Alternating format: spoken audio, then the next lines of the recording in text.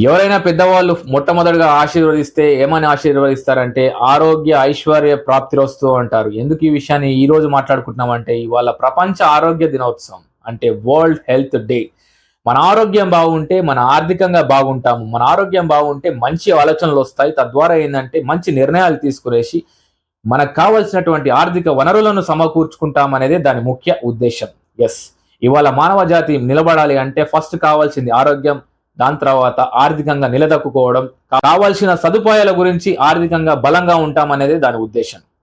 ఇప్పుడు ఈ విషయాన్ని లోకల్ ప్రొడక్ట్ డెవలప్‌మెంట్ ఆర్గనైజేషన్ ద్వారా ఎందుకు మనం మాట్లాడుకుంటున్నామంటే, ఇవాళ ఆహార అలవాట్ల వల్ల మన యొక్క ఆరోగ్యాన్ని అనారోగ్యంగా మార్చుకుంటున్నాం మనమే కాబట్టి, సో ఆరోగ్య విషయంలో మన ఆహార అలవాట్లు మార్చుకోవాలనేసి, మన ఆహార అలవాట్లపై మనం శ్రద్ధ పెట్టాలనేసి కోరుకుంటుంది లోకల్ ప్రొడక్ట్ డెవలప్‌మెంట్ ఆర్గనైజేషన్.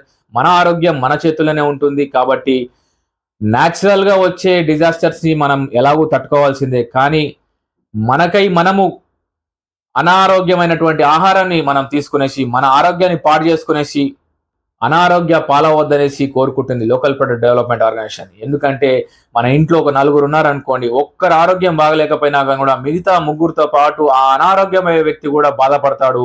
తద్వారా ఏంటంటే ఇల్లంతా కూడా ఒకలాంటి బాధాకరమైనటువంటి వాతావరణం ఉంటుంది. ఎంత డబ్బున్నా గాని కూడా మన ఆరోగ్యం బాగాలేకపోతే మనం ఏమి చేసుకోలేమని చెప్పడమే మా ముఖ్య ప్రయత్నం. సో, మీ ఆరోగ్యం మీ చేతుల్లోనే ఉంటుంది. మీరేం జేయాలో మీకందరికి తెలుసు. లోకల్ ప్రొడక్ట్ డెవలప్‌మెంట్ ఆర్గనైజేషన్ ద్వారా ఈ యొక్క విషయాన్ని వరల్డ్ హెల్త్ డే సందర్భంగా తెలియజేస్తూ సెలవు.